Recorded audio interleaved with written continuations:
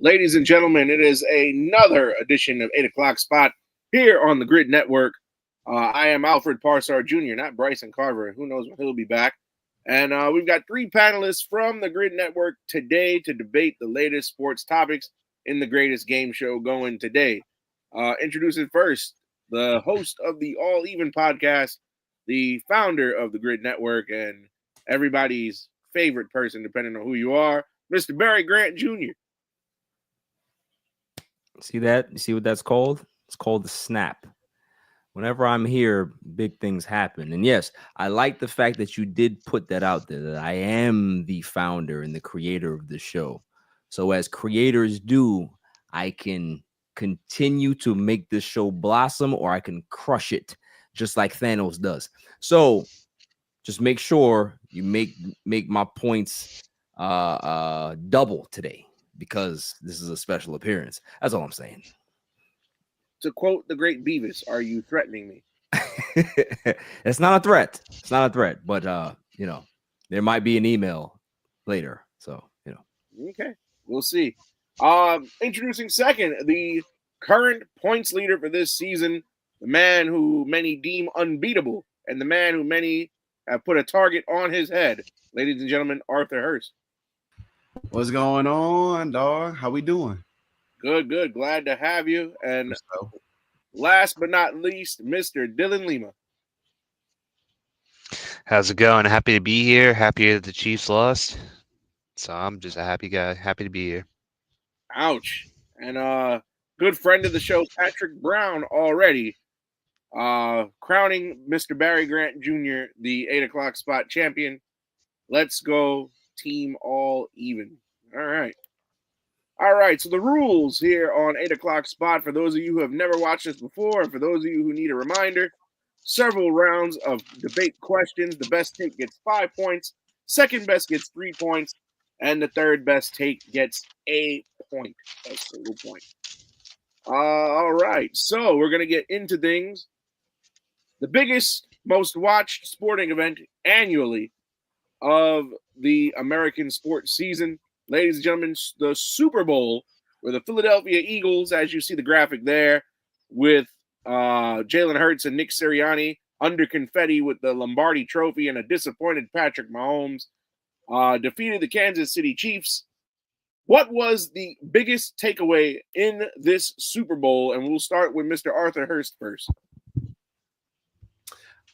There were plenty of takeaways from the Super Bowl. First off, teams with 15 plus wins in the regular season don't win the Super Bowl. You can go to the 1998 Vikings. You can go to the 2007 Patriots. Heck, you can even go to this year's Kansas City Chiefs and the Detroit Lions. They didn't win the Super Bowl, right? The defense for the Eagles played very, very well in this Super Bowl. In the first 9 possessions, the Chiefs didn't even pass midfield, right? And when you look throughout the history of the NFL and the Super Bowl, the team with the number 1 defense and the number 1 rushing offense, they typically win. Now, the Eagles have the number 2 rushing offense behind the Baltimore Ravens, but Baltimore got bounced early, so that just left Philly. But the biggest takeaway for me, my man, and I've been saying it, that if the Eagles were going to win, it was because Jalen Hurts, not Saquon Barkley, not A.J. Brown, not Devontae Smith, not even Nick Sirianni. Jalen Hurts was going to be the X factor for this team. And when you're talking about putting a team on your back and be able to perform the way he did. Now, again, credit to the defense. They put that offense in positions to be able to go do what they did. But if you don't capitalize as the offense, it don't matter what the defense does. Jalen Hurts was drafted in the same draft as Joe Burrow, Tua Tagovailoa, Justin Herbert, and Jordan Love. All of them get a lot of praise for what their teams does. Not Jalen Hurts. It goes to Saquon Barkley. It goes to their offensive line. It goes to their weapons. It never comes to him. Out of all the QBs who have played in at least 2 Super Bowls, Jalen Hurts is the only one whose completion percentage is above 70%. This is the first time in NFL Super Bowl history where the quarterback rematches was won by the guy who lost the first time. We didn't see that with Eli and Tom Brady, but we saw right here with Patrick Mahomes and Jalen Hurts. Has the highest passer rating in a postseason game of his career. Hurst joins Joe Montana and Patrick Mahomes as the only quarterbacks to run for 100-plus yards in the Super Bowl. He joins Joe Namath and Joe Montana as the only QBs to win a college football national champion and a Super Bowl. Remember, he got benched for Tua when Alabama went on that crazy comeback to win the national championship. He got benched. Remember that. So he's also a fighter. QBs who have scored 35-plus in multiple Super Bowls, Joe Montana and Jalen Hurts. And last but not least, when we're talking about the active QBs, there's only one guy who can say he got what Patrick Mahomes got, and it ain't Josh Allen, it ain't Joe Burrow, it ain't Lamar Jackson, it ain't Justin Herbert. It's that guy from Philly, the quarterback, the guy who says all he wants to do is run. He don't like to pass. Jalen Hurts said, "Nah, I got me one. Now y'all got to catch up to me." Okay, fair enough. Fair enough. Interesting take. Dylan, what are your thoughts? The biggest takeaway for you in this Super Bowl? I think my biggest takeaway is that the Chiefs are not the invincible team that everybody suspected. Arthur definitely brought up a good point that Jalen Hurts had a great game. Without a doubt, he had a great game. His passing numbers aren't gaudy, 17-22, 2 touchdowns. He did have the early pick. Him running the ball was the biggest part, especially since that Saquon got contained. But I think the biggest factor was the fact that the Eagles were able to do a 4-man rush and got to Mahomes all night. This is something that we've seen time and time again. We could look back at the Giants against the Patriots. They just constantly had a 4-man rush to stop Tom Brady. We can look at how Peyton Manning got destroyed by the Seahawks because of their amazing pass rush. If you can get after the quarterback without blitzing, it's pretty much game over. You might as well just call it quits. And the Eagles played just as much of a perfect game as they did, especially on defense. Arthur already mentioned that they couldn't cross midfield. They couldn't even convert a third down for the entire first half. Mahomes had his worst game in NFL history. Like, obviously, he had the 2 touchdowns at the end of the game to make it close. But for the first half, he only had 33 passing yards. He had 2 interceptions. Second half, he had the big fumble and him getting socked in the face that was also massive too. The Chiefs' offense cannot get anything going. And we've seen in years past that, especially last Super Bowl with the Chiefs, it looked like Mahomes was just a one-man show. He didn't have the best offense. He kind of just seemed to will it all on his own. But now that he went against a stellar defense like the Eagles, where he didn't have a running game, they had Joe Tooney, who's naturally a guard, out as a tackle, playing out of his position. So their pass rush was not, their pass blocking was not good. And at the end of the day, Xavier Worthy was the only person that really showed up as far as skill players for the Chiefs.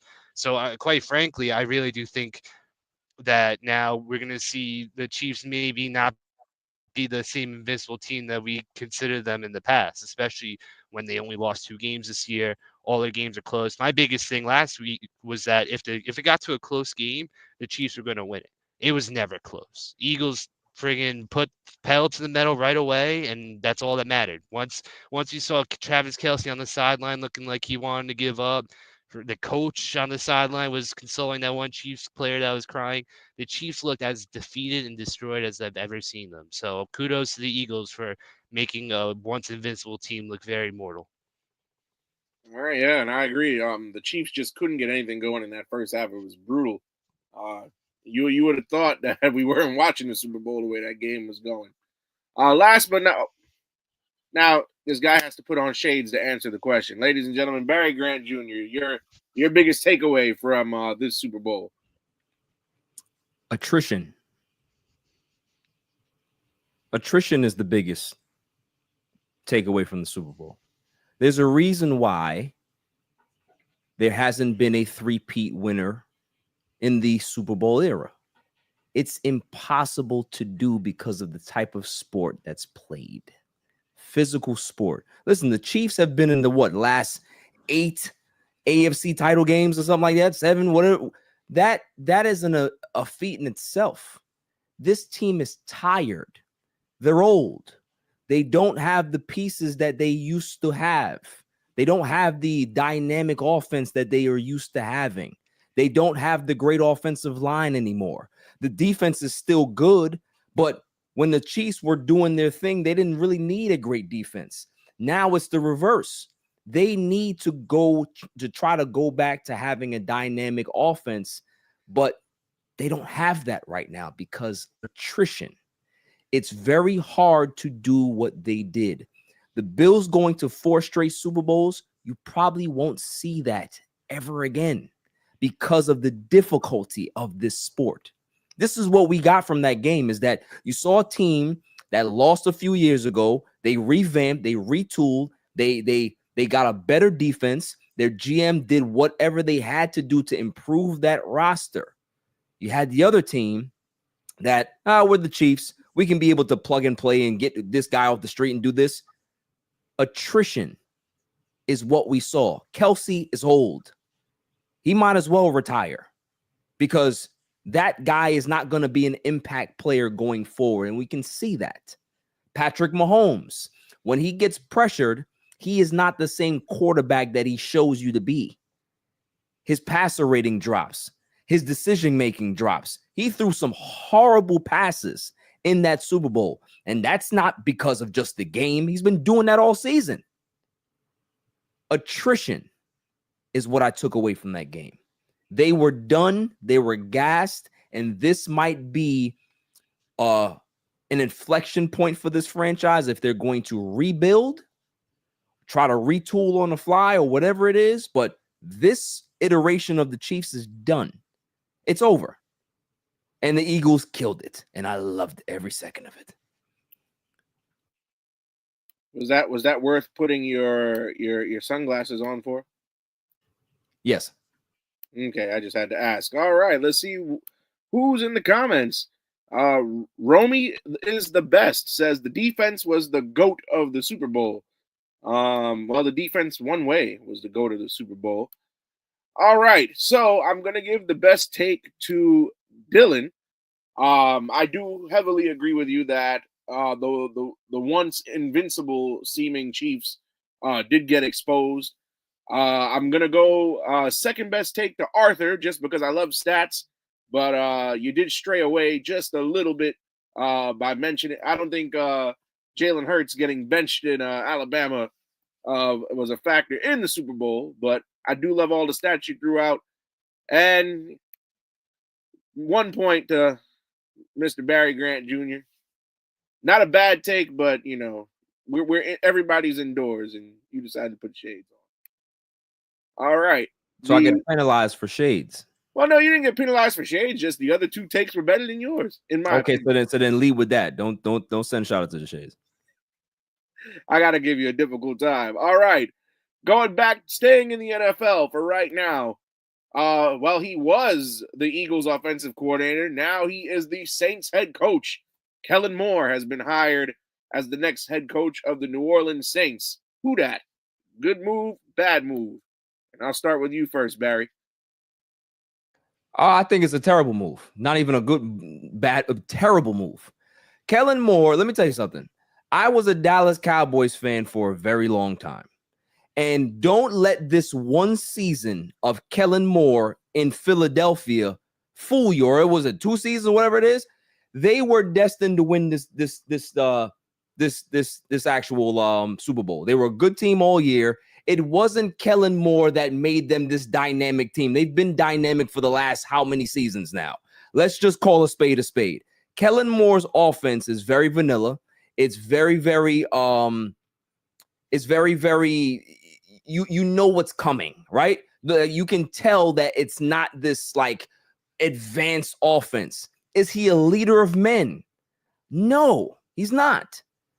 He had a relationship with Dak Prescott, and Dak liked him. Jerry liked him, and Jerry still didn't hire him. So for me to think that this guy is going to go revamp the Saints, no. He's going to be the next guy to get fired. Kellen Moore is not this world beater coach. He won a Super Bowl, salutes to him, but there was a lot more moving parts in regards to why they won this Super Bowl. He's not a what you call Ben Johnson. He's not any of these guys. He's not a flashy hire, and he's not a guy that actually is a great motivator. We hardly even hear Kellen Moore speak. So it's one thing about being a coordinator. It's another thing to be the head coach of a football team and be able to have those guys in that room and command a room. We saw what Robert Saleh looked like in the Jets. Coordinators sometimes do not turn out to be great coaches. Sometimes they're very good at what they do. And Kellen Moore has found a niche and was very, very average and above average of what he does. Cool. But does that warrant him a head coaching position? No. But in this day and age in the NFL, they'll give guys like Kellen Moore the spot more than they'll give guys like, I don't want to say it. I'm not going to say that right now. But you know what I mean. No, I want to hear it. Say it. I don't dance around the point deduction. I'm just saying. They'll give a guy like Kellen Moore a chance more than they'll go ahead and give a guy that's has a darker complexion like me or somebody that's the same complexion. I'm just saying. I don't want to put that out there. I'm just saying. Wow, we're coming for. I mean, am I lying? No comment. Okay, Dylan, thank you. Dylan, your thoughts? Kellen Moore, the Saints head coach, good move, bad move, or why? And why? I don't think it's an awful move. I don't think it's a bad move by any means. I think it's good. It's what the Saints need. I mean, they've been a team that they're better on defense than on offense. Kellen Moore is an offensive-minded coach, and I know Barry. He's very well aware of Kellen Moore since he coached. Was coordinator for the Cowboys. Let's not forget two of Dak Prescott's best seasons were under Kellen Moore as an OC. 2019, he had 4,900 yards, 30 touchdowns. 2021, 4,400 passing yards, 37 touchdowns. He did have a little detour on the Chargers, which again, wasn't the best, but also that Chargers team was kind of a nightmare anyway, so there wasn't much he could do anyways.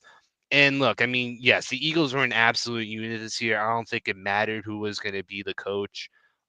They were going to do well regardless. I do know that Philly fans hate Nick Sirianni with all their guts, so if they're going to give credit, they're probably going to give credit more to Kellen Moore than Sirianni by any means. I just think that the Saints' job is a way tough task.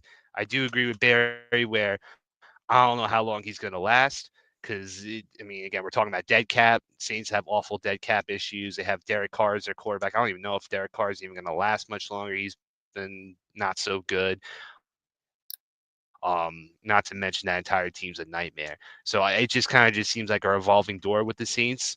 But as far as what they need is, again, offensive minded. The only other guy that I wish would have gotten opportunities is Brian Flores, which he's an outstanding coach. He definitely deserves another shot. But I know. Oh, that's what I was talking about, Dylan. His Thank you whole for litigation thing. Thank you for mentioning his name. Thank you. Please let the man finish. Well, I'm just giving him props. That's all I'm saying. I mean, yeah, the whole litigation that he had after the there I am. Okay, after the whole Miami Dolphins situation, I can definitely see why the NFL isn't too kind to Brian Flores. But look, I mean, I think there's way worse hires out there, so I'm gonna give it I'll give it a thumbs up for the Saints. Okay, and last but not least, Arthur, what's your thoughts on Kellen Moore as the Saints coach? Good or bad, and why? No, I think it is a good hire. It's not great, what I'm saying? But in terms of especially where their offense needs to be and where they need to get to right now, I definitely do think it's a good move. These two, I already talked about it. Barry talked about it from the bad sense of the Cowboys. Dylan talked a little bit from the good sense of the Cowboys about how two of Dak Prescott's best years were under Kellen Moore. But you just go back to his tenure there in 2019, the number one total offense and number two in passing. 2021, number one in total offense and number one in scoring. 2022, number four in scoring offense. Don't let 2023 fool you because Justin Herbert, Austin Eckler, Mike Williams, and Keenan Allen, those are their four best offensive guys on that team. All of them were injury prone during that season, which means you can't build consistency on your squad. And hey, somebody's going to get looked at as the problem, and he was the scapegoat for that. But then you look at this team here. Yes, I get it. They were definitely loaded on offense, fully talented. And like Barry said, yeah, at some point in time, they were going to knock on that door, be able to get through and get the job done. But you still can't knock the fact that the dude was the OC, top 10 in total offense, number 2 rushing offense, and they're the Super Bowl champions. So I believe Chris Olave is going to benefit huge from this. You saw what they did in Dallas with Amari Cooper. You saw what they did in the times that they did have Keenan Allen out there with the Chargers, and you see what they just did with A.J. Brown, even though Saquon Barkley was carrying most of the weight. And with Chris Olave being the wide receiver 1 there in New Orleans, he's going to get his targets majority of the time, even though he's going to be the number 1 guy that defenses look at. Kellen Moore is going to make sure that he gets the ball to Chris Olave. And Derek Carr, look, I understand people are, writing him off. I get it. But he's one of the top 10 accurate quarterbacks in the league, usually 65% or higher. And Kellen Moore has dealt with pretty accurate quarterbacks. Dak Prescott for his career, 67%. Justin Herbert for his career, 67%. Jalen Hurst career, 64%, but his peak was this year at 69%.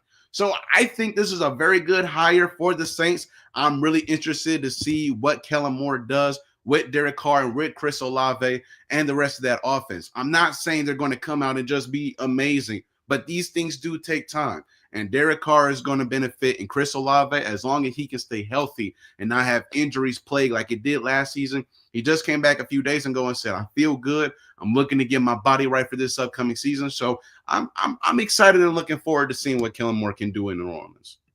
Fair enough. All right, let's go to the point totals. Best take this round. I'm going to go back to Dylan. You can't dispute the fact Dak Prescott had 2 of his best years under Kellen Moore, and that says a lot when you can have a quarterback produce elite numbers, and Dak wasn't really Dak this season, so it makes a difference. Second best take, I'm going to give it to Arthur. Arthur coming with more and more statistics. And that is a good point. When he was in I was about to say San Diego, when he was with the Los Angeles Chargers, his 4 best offensive weapons all were injury prone. And last but not least, I had to give it 1 point. No faith in the man whatsoever from Barry Grant Jr. Alfred, why should I have faith in the man when I saw him choke in the playoffs several times, having the number 1 offense in football? When I saw there was a vanilla play calling in the playoffs against the 49ers 2 straight years in a row. I know Kellen Moore more than these 2 do because I've seen him every single game be a head coach and try to call plays with a vanilla style offense. There's no offense. There's no offensive pieces in New Orleans. But the one thing that I will give him is that, I'm not going to say it. Go ahead. Chris Olave is not an offensive piece. That's just one. Alvin Kamara is not an offensive piece. He's done. And we know that. You don't make things easy, do you? I don't. But I also know that he's going to get all the years that he wants. They can be good. They can be bad. They can be terrible. But they're not going to fire Kellen Moore. You know what? I'm not going to say that. So let's move on. All right, moving on. The National Basketball Association. We touched on the trade that broke the NBA for seasons to come, the AD for Luka trade. But now, Anthony Davis is going to be out for a month. That's right, a month. We're in February. NBA regular season ends in April. And AD's not playing for Dallas again until mid-March. Oh, my goodness. Did Dallas shoot themselves in the foot? And what happened to Nico Harrison's win now speech? Was that all talk? We'll start with Arthur Hurst.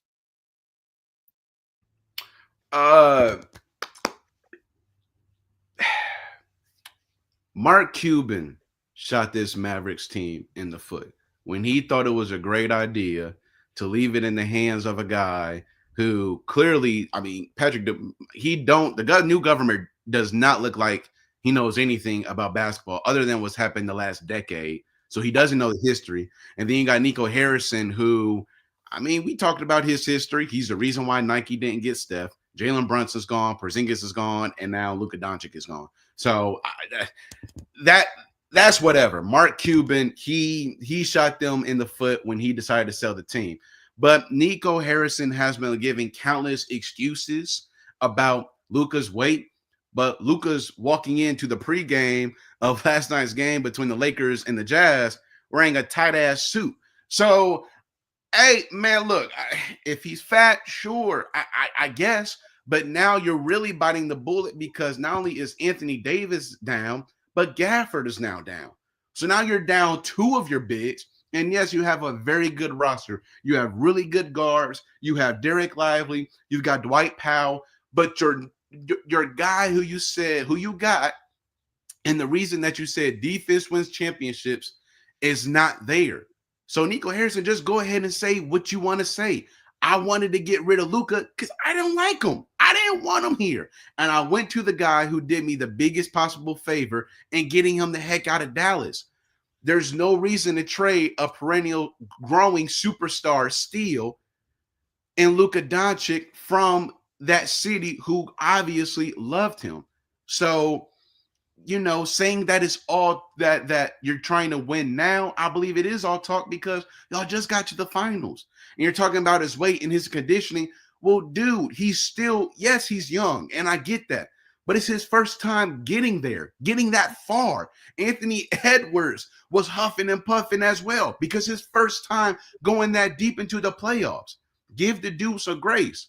Unless all this talk about conditioning in his weight is just BS and a clown show in the front for the real reason why you decided to trade him. Fair enough. Barry, did Dallas shoot themselves in the foot on this one? And was all that win now talk word salad, as you like to say? Here's the thing. You can't kill the messenger. That's the problem here, is that everybody wants to put the blame on Nico Harrison because he's the general manager. But who sent the actual action or the orders to Nico Harrison? He doesn't get that from just by himself. He didn't wake up yesterday and said, oh, let me go ahead and go trade Luka Doncic because I don't like him. We heard what the owner said in his little statement. Like Luka, but need guys that are gonna be able to be leaders. And you just got here, bro. What are you talking about being a leader? What are you talking about in regards to not knowing the culture of the team? Luka is the team. This kind of reminds me of when LeBron was in Cleveland and Dan Gilbert was asked the question after they lost to the Boston Celtics before the summer of the decision.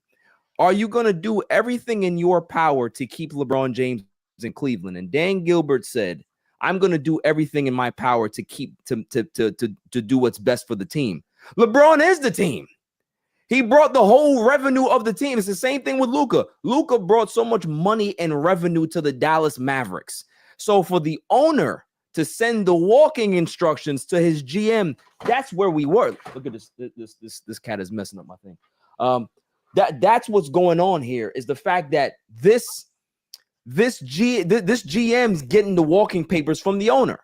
So he's only doing what the owner wants him to do. He's going to take all the blame. And when he gets fired, somebody else is going to have to take the PR stuff, the PR stuff as well.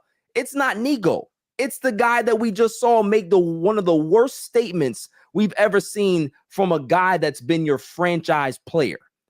This was like worse than what, not worse than what Dan Gilbert said, but it's pretty much up there. So that's all I'm saying is that people want to blame Nico. Cool, do that. You have to have somebody to blame.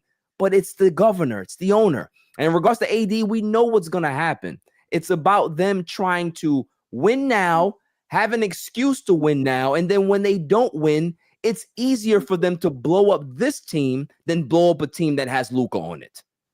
And when they do blow up the team and go ahead and go get draft capital, get draft assets, the Dallas Maverick fans are going to be fine. Because at the end of the day, no disrespect to Dallas Mavericks fans, but it's Dallas.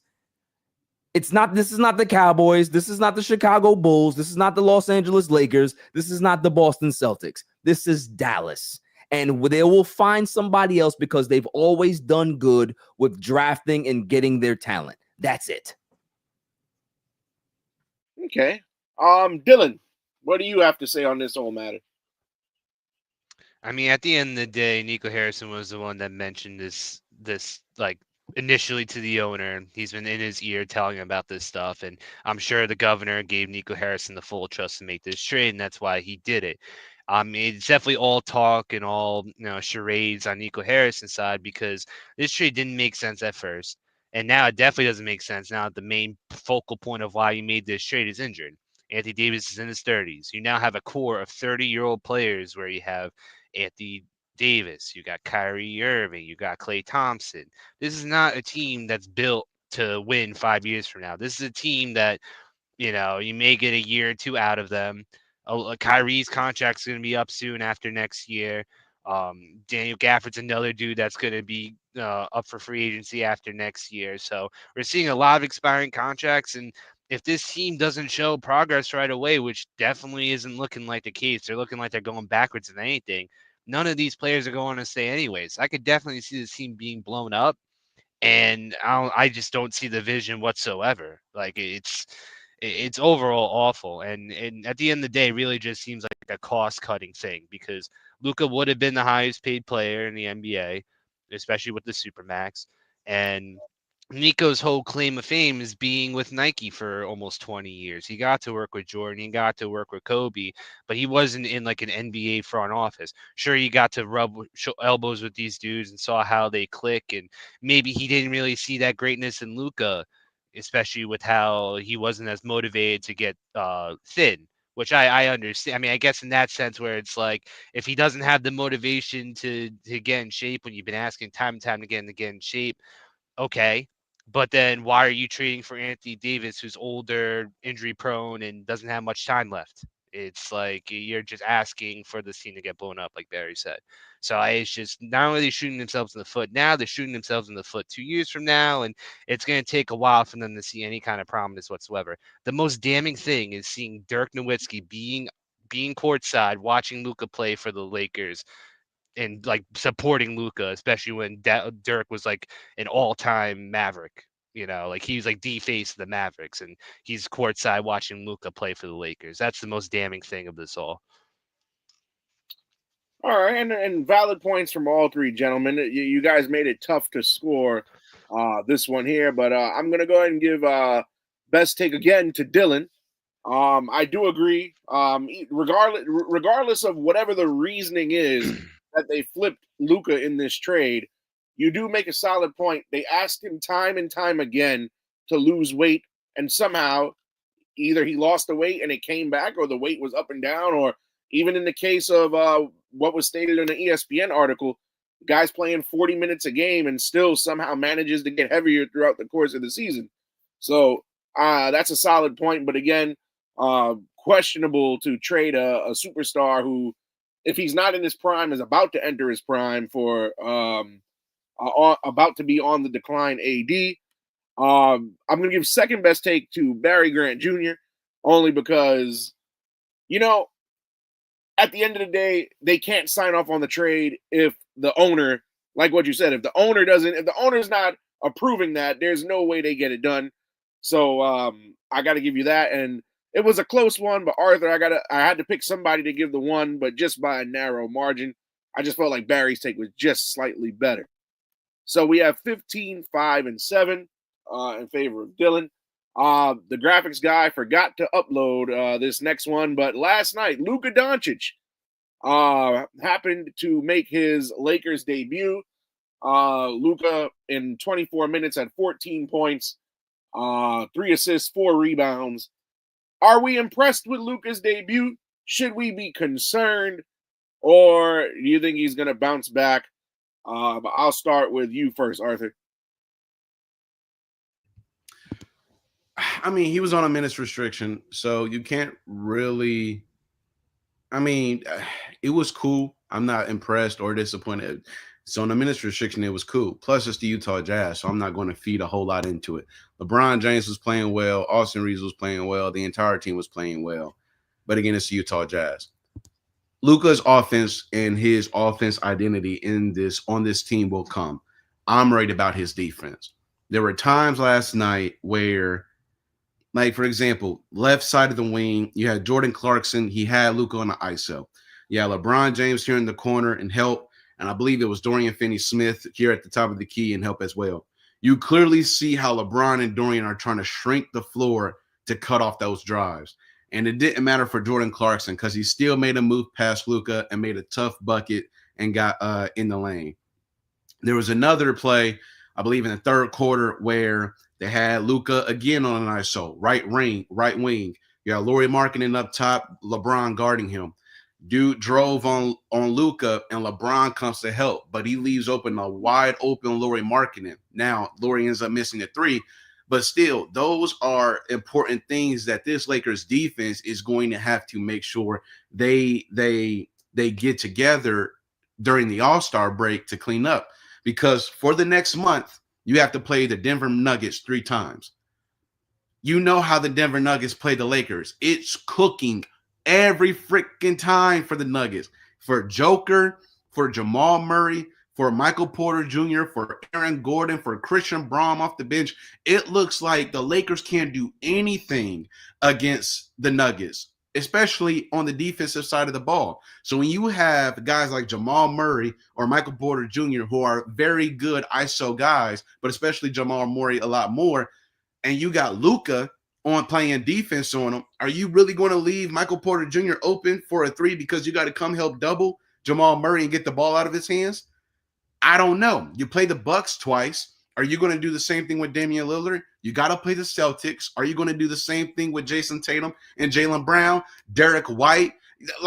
There are too many teams that this Lakers team is going to be play after the All-Star break, where I just look at Luka and this defense and I'm like, man, y'all are going to be heavily pressured by very good offensive teams who seem to whoop y'all's behind a whole lot on the offensive side of the ball. Again, I believe the Lakers offense is going to continue to do what it does, especially because there's not a whole lot of new guys coming in. It's just Luka. You got Alex Len, who's another body as a big coming, but it doesn't matter because it's basically the same old team, right? But this defense is going to be a problem, especially with Luka on top. And if you got Luka getting blown by or guys on the perimeter getting blown by, you don't have any rim protection. Alex Len is old. Jackson Hayes, barbecue chicken every daggone time when he gets posted up. You don't have AD back there. So, I mean, again, I'm in the middle with it. It's the Utah Jazz, so it is what it is. I'm more worried about what the second half of the season is going to look like for this team and Luka especially.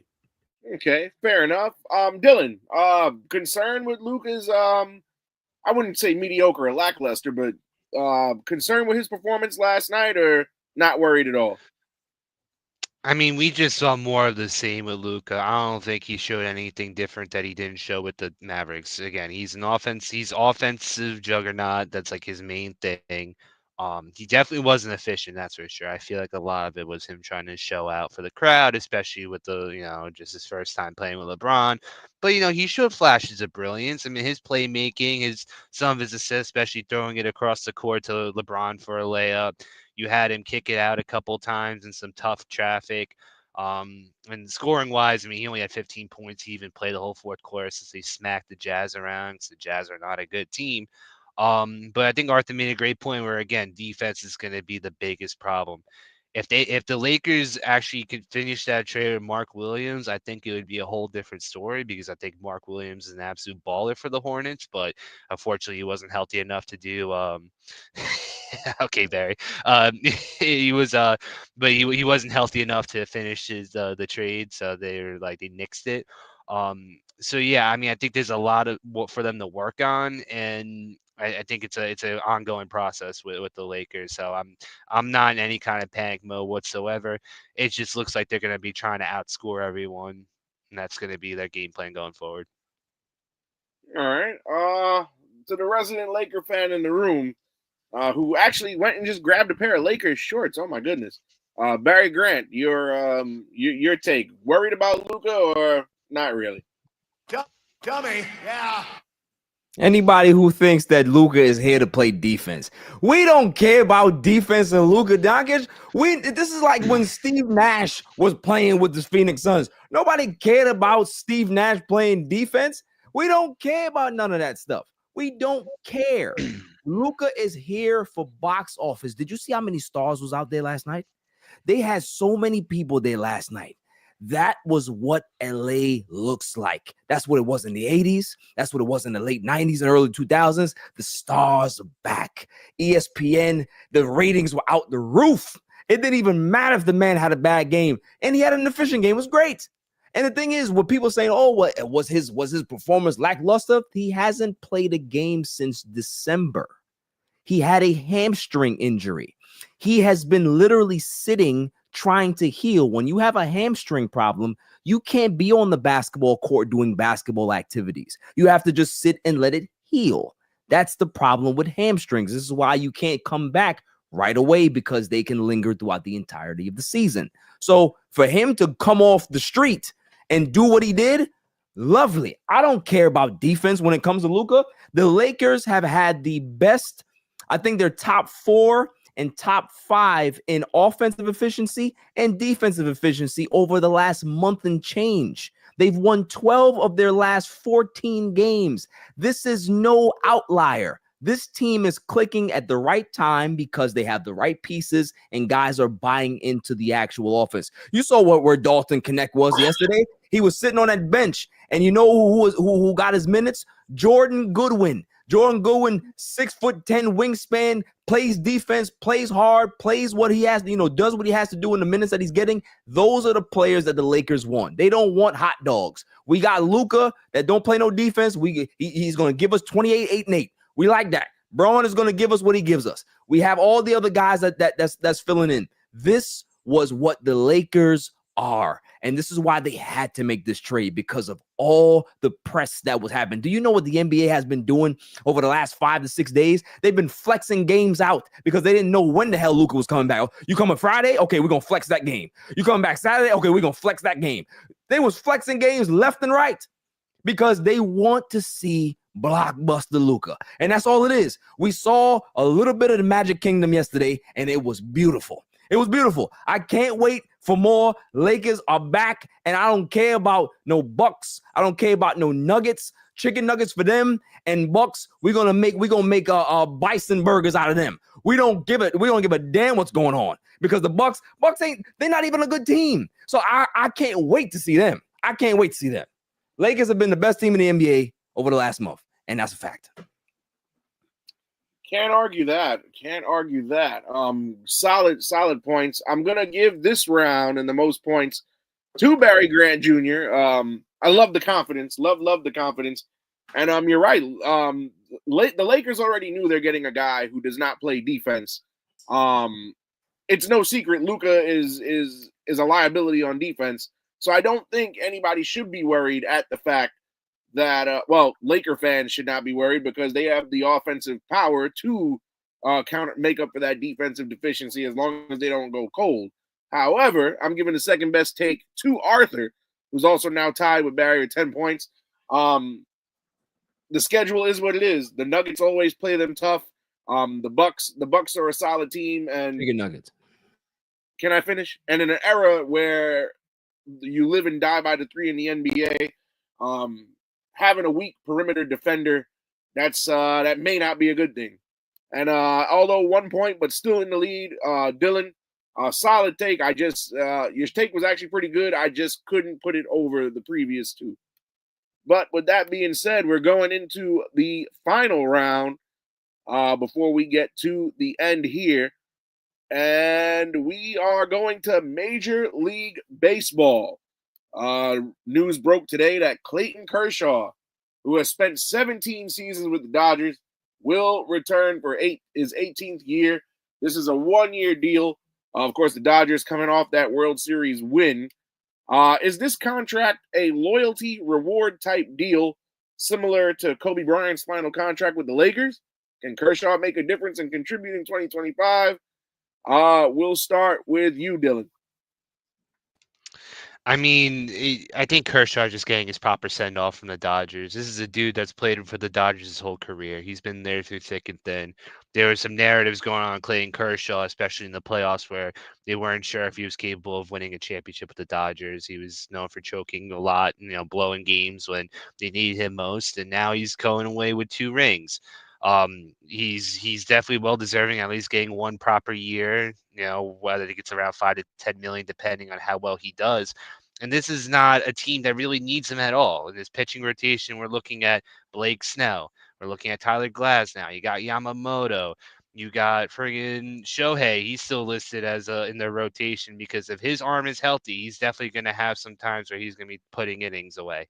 So I mean, we're talking about a beyond stacked team, and obviously they're just fresh off of a World Series, and they're very looking like they're posing to get another World Series again. So I'm definitely happy for Clayton Kershaw because he's definitely a legend. He's definitely going to be a first ballot Hall of Famer. I know there hasn't really been any kind of official retirement thing yet, but again, he's done 18 years about in the league now. So it's like it's about time for him to hang it up anyways. He is at the tail end, and why not? You know, throw him for a couple games here and there for maybe a couple innings, and that's about it. Just give him his proper send off and give him his flowers. He definitely deserves it more than anyone else for as far as he's arguably the face of the Dodgers team for as long as he's been on the Dodgers. Okay, so you're saying this is more of a thank you for your service type thing. Yes. All right, Arthur, your opinion. Kershaw, is this a reward for his years of service, and is he going to be able to contribute big time in 2025? I don't care about. I care about the contributions. I care about from Clayton Kershaw is him being an amazing mentor to those pitchers that are coming right behind him, trying to continue it all on. Like you said, this is definitely Kobe with the Lakers. This is definitely Dirk Nowitzki when he was with the Mavericks. Dude, like he's a legend. Like Dylan said it, first ballot Hall of Famer. Amongst active pitchers right now, he has 212 wins. That's third in the league, but he has the second most wins in Dodgers history. He's first in with 2.5 ERA, third with 2,968 strikeouts, 15 career shutouts. That's number one. He's 212 and 94 and 429 starts. He's played 432 games, but that's crazy. 3 Cy Young Awards, MVP, 10 All-Star teams, team career leader in strikeouts, and he's 32 strikeouts away from becoming the 20th pitcher in MLB history to reach 3,000. I don't care about his contributions. He's played there 18 years. Thank you for your service. We want you to retire a Dodger. This is how you take care of your legends. This is how you repay them for everything that they gave you. And I love this for Clayton Kershaw. And this is the proper send-off for an amazing legend, not just in Dodgers history, but as MLB history, especially as a pitcher. Again, first ballot Hall of Famer. Kudos to him, especially if this is his last year, which it looks like it may be because it's a one-year deal. I ain't mad at it at all. Okay. You're not lying there. The man is full of accolades. And Barry, how do you feel about Kershaw on this one-year contract? And you see him being a major player or at least somewhat of a contributor to them winning in 2025? You see these two other contestants did not mention is that this is a guy that's still good now. The last time that he was actually a full-blown starter, he had almost a 4 WAR as a player. He won 13 games and lost 5, and he still had an ERA that was sub 3. That's at 35 years old. Yeah, his whiff rate has gone down. Guys don't swing and miss at his pitches as much as they used to, but he's found the craftiness about his game over the past 4 seasons to be able to keep having him be effective in regards to being a mid-tier guy. He's not an ace anymore. He's not even a number 2, but he's a solid number 3 and number 4. If you have a 6-man rotation, he will make your 6-man rotation on any team in Major League Baseball at the age of 36 or 37. That's the thing. So this is not a send-off contract. Dodgers don't really do that. They're in the business of winning World Series. They're in the business of creating a dynasty. If Kershaw couldn't help them, Kershaw would not be back. And the only reason why he wasn't good last year is because he was hurt last year. But when he wasn't hurt the year before, he was still a very, very effective and sometimes dominant pitcher throughout that season. So if you want to call it a send-off, okay, he may retire, but if he has another good season and the Dodgers don't want to retain him, if Kershaw hits the open market, he's getting signed by somebody else because he's still very effective. He might be one of those pitchers that can be able to pitch into his 40s and still be effective. We haven't seen guys like that, for a very long time. We're talking about Greg Maddux. We're talking about Clemens. We're talking about these guys that found ways to be able to still be effective as they got older. Kershaw's not done. He wants to be a Dodger, but if they don't want him next year, I don't see Kershaw stepping away if he has a big season. So I don't see it as a send-off. I think this is one of his he's going to have a good season this year. You guys have made this very, very, very difficult. I'm going to go ahead and give the best take to Barry Grant Jr. with 15 points.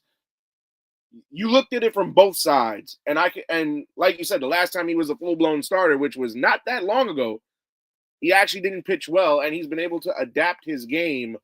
For anybody who like really watches baseball and Dodger games in particular, he's really been able to adapt his games, like you mentioned, like a Greg Maddux, where this mechanic or his stuff is not working, so he's adapted to be able to stay competitive in the league. So I give you that. Second best take, however, Arthur, your winning streak is going in the Hurst, bro. Second best take, but you finished with the lowest point total today.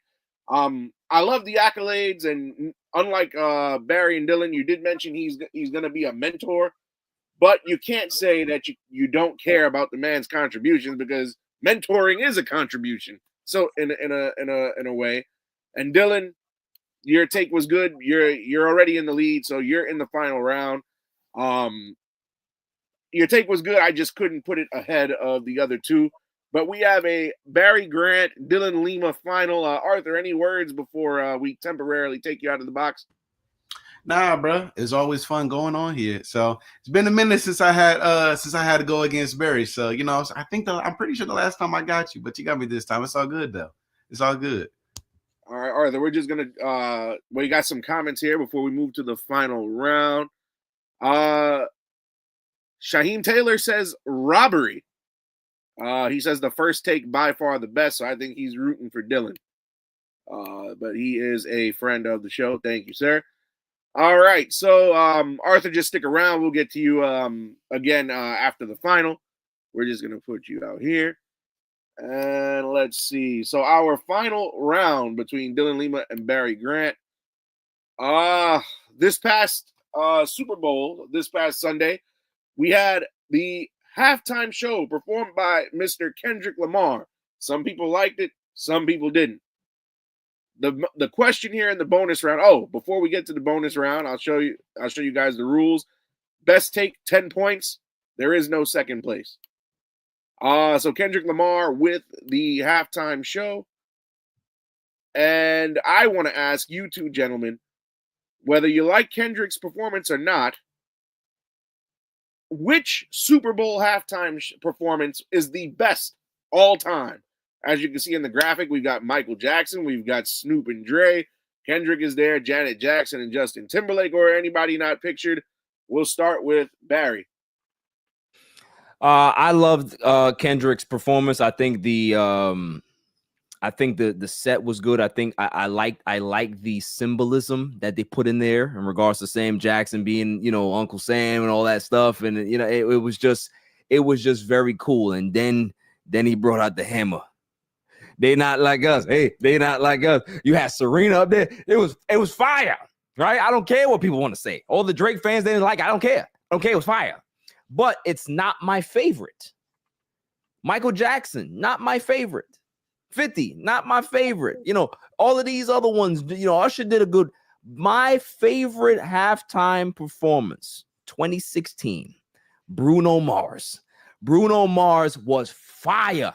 That was one of the best halftime shows I've ever seen in regards to the stage, the choreography, the songs that he was playing. It was a slap. If you ask anybody in the modern era, Bruno Mars is going to be top 3. They might not be their favorite, but he's going to be he's not going to go any less than top 3 because it was a tremendous performance. I'm not even a Bruno Mars fan, but I remember watching the halftime show. I'm like, yo, this dude commands the stage like Michael Jackson. So I liked it. I think it was great. and that's my favorite. All right, Dylan, your opinion on the halftime show, and if that wasn't the best of all time, which one was? I definitely love Kendrick Lamar's performance. I thought it was very good. It was very like as far as like storytelling, like it wasn't like a show that like it was very flashy. You know, obviously Barry mentioned Samuel L. Jackson being Uncle Sam, amazing. Him doing the whole American flag thing. You know, obviously like as a black creator, he had a bunch of, people, black people to help him with the performance. Obviously Serena Williams dancing, Drake's ex, and just seeing Drake getting dragged on the Super Bowl halftime show the way he did is something special. I mean, it's something you'll definitely never see again, especially when Kendrick Lamar won 5 Grammys off of Not Like Us. I mean, this is just a once in a lifetime thing. However, the best halftime show, in my opinion, Bruno Mars is great, but I think there's one person that dwarfed him, especially as far as recent performances, is The Weeknd at Super Bowl 55. This is fresh off a pandemic. This is he was a solo performer.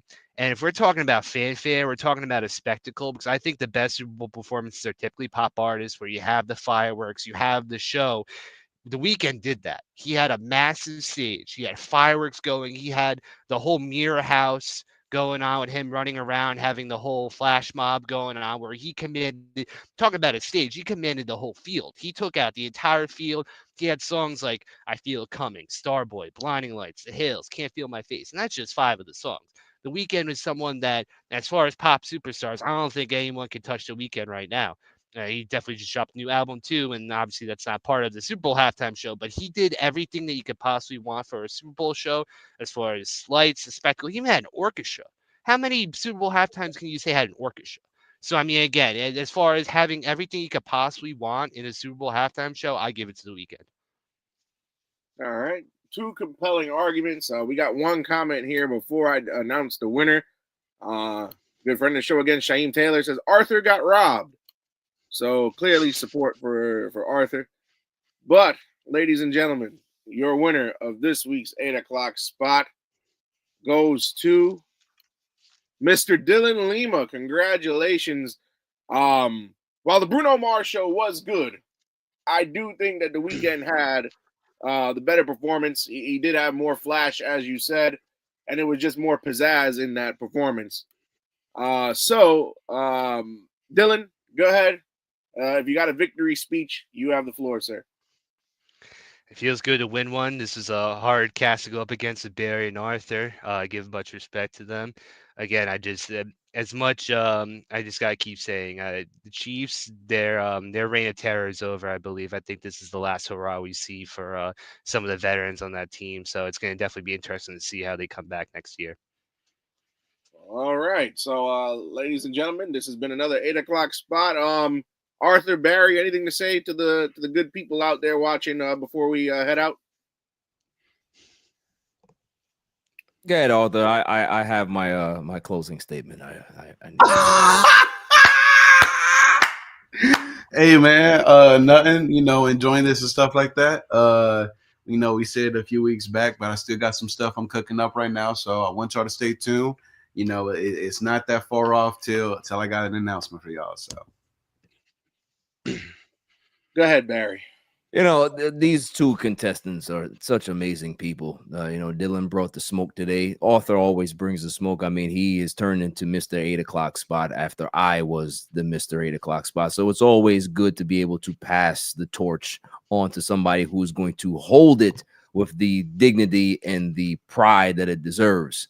Don't ever let Mike Guido come in here and think that he was, because if you look at the first season, I smoked his ass. So don't let anybody think any otherwise, right? My closing statement is this. If anybody ever didn't think that Rob Pelinka, the church-going, God-fearing, Kobe Bryant best friend having, always talking in these parables and these riddles and stuff like that. If you didn't think that this man was a shark, he is the wolf of the NBA. And the fact that he got Luka and then told the Charlotte Hornets to go pack their bags and go send Mark Williams back over there. He got the league mad right now. And I love it. The fact that the Lakers are now the villains again, this is where we belong. It's like Duke. Everybody needs to hate us. I didn't like when AD was here. People are, oh, well, AD's here. Oh, we like the Lakers because we like AD. Oh, now we can be hated again. I want that. That's the type of smoke that I like, because when Kobe Bryant was busting everybody's ass, everybody didn't like him. Everybody didn't like him. They liked him after he retired. All right? When he was working everybody out, including those bum-ass Boston Celtics, okay? And he was working their asses out. We were the villains, and we will continue to be the villains, okay? Because Luka is going to extend this run into the next decade, and I love it. And just like I was telling Arthur a couple weeks ago, the Lakers win championships every decade, and you can expect it. It's coming again. So that's all I'm saying. Shouts to the Wolf of Wall Street. Shouts to the Wolf of the NBA. Rob Pelinka, you are a gentleman and a scholar, and thank you for making me be able to fly my Lakers stuff all the time now. I don't understand how this guy's victory speech is longer than the closing speech is longer than the winners. We had to cut his mic, folks. Congratulations again to Dylan Lima. And we'll see you again on the 8 o'clock spot. Don't cut my mic, okay? I'm the creator of the show. Don't cut my mic, okay? I just want to say that since Barry makes that point, nobody will like him until he retires from content creation. So that's that. All right, everybody. Have a good night, and thanks again for tuning in to 8 o'clock spot. We'll see you next Tuesday. You just have to be